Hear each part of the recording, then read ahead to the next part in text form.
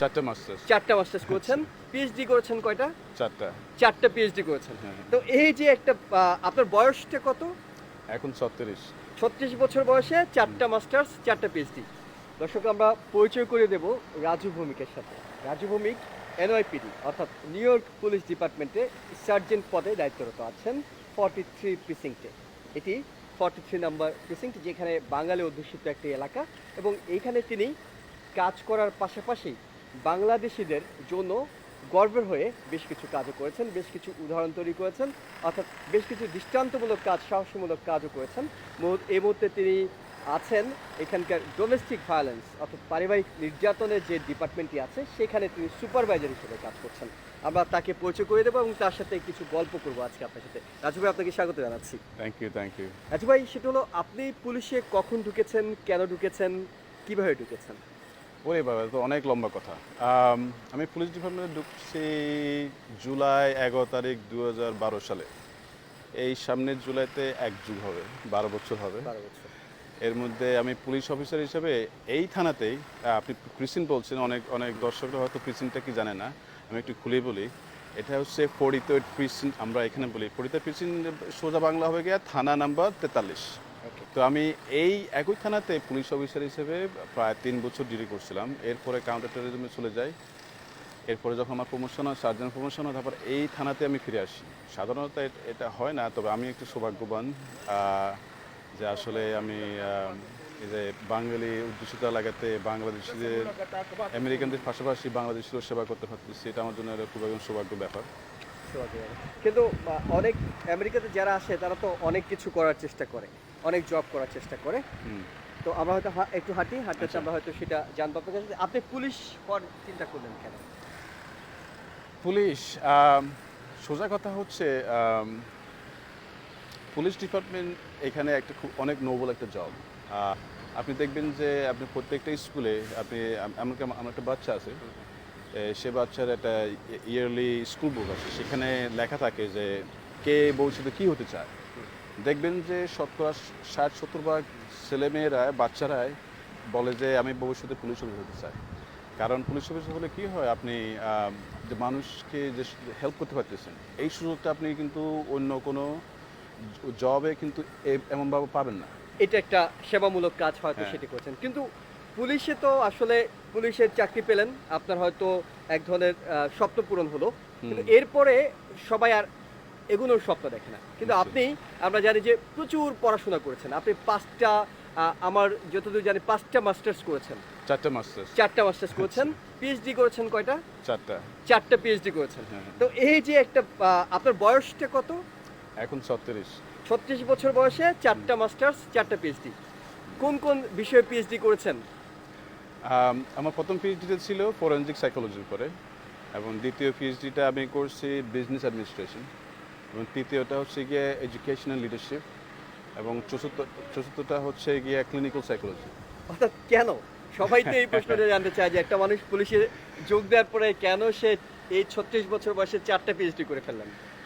বা কেন বলতে, আসলে আমার সবসময় আসলে শিক্ষা, মানে যে লার্ন করার খুবই খুবই আগ্রহ। আমি আসলে পড়াশোনা করতে ভালোবাসি, কিন্তু কখনোই কিন্তু ভালো ছাত্র ছিলাম না। তারপরও যখন এখানে নতুনভাবে আসলাম, অনেক কিছু আমি জানতাম না, অনেক কিছু আমি ইন্টারনেটে খুঁজতাম, পড়তাম, চেষ্টা করতাম, তখন থেকে আমার পড়াশোনার প্রতি একটা আগ্রহ আসে যায়।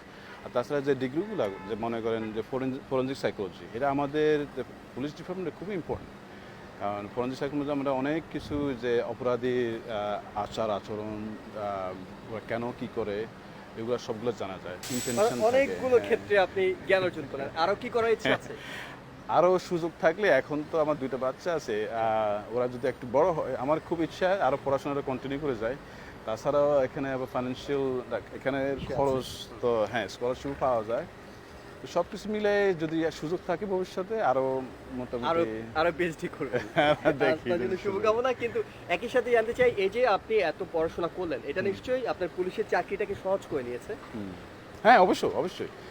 অনেকে আছে যে, আমরা যে এখানে অনেক মানসিক রোগী আছে ফ্যামিলিতে, আমরা সেখানে অনেকে হয়তো জানে না, হয়তো আমি যখন যাই তখন আমি কিছু সময় নিই, ওদেরকে বোঝার চেষ্টা করি দেখি যে আসলে ওদের কোনো সাইকোলজিক্যাল প্রবলেম হতে পারে কিনা। তখন যদি হয় তখন আমরা ওকে সাজেস্ট করি। অর্থাৎ আপনার পড়াশোনাটা আপনাকে সহায়তা হ্যাঁ, করে। হ্যাঁ, তো অবশ্যই। এনওয়াইপিডি কি আপনাকে নিয়ে গর্ব করে যে আমাদের একজন সদস্য এরকম পড়াশোনা করছে?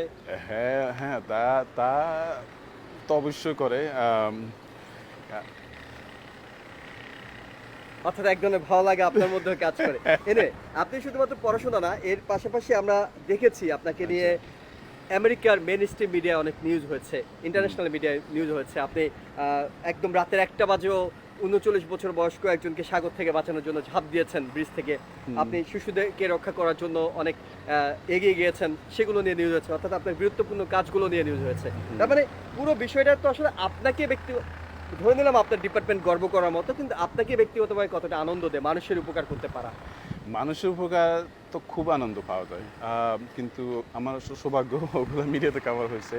শুধু আমি না, এরকম আমাদের পুলিশ ডিপার্টমেন্টের প্রায় ৩৫,০০০ পুলিশ অফিসার আছে। ওরা ডেইলি এভাবে মানুষকে হেল্প করে যাচ্ছে।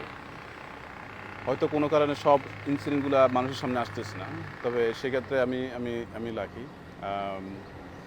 তবে এই যে ১০ মিলিয়নের নিউ ইয়র্ক সিটিতে ৩৫,০০০ পুলিশ অফিসার কত পরিশ্রম প্রতিনিয়ত করতেছে এবং পরিশ্রমের মাধ্যমে আমাদের এই সিটিটাকে কত সেফ রাখতেছে, সেটা আমরা যেহেতু কাজ করি এই পর্যায়ে আমরা জানি। হয়তো সাধারণ মানুষ হয়তো অনেক ক্ষেত্রে জানে না। অনেক চ্যালেঞ্জ হ্যাঁ, নিয়ে কাজ করতে হয় হ্যাঁ, আপনাদেরকে। অনেক চ্যালেঞ্জ নিয়ে আমরাও করতে হয়। সেটা দেখার সুযোগ পেয়েছি।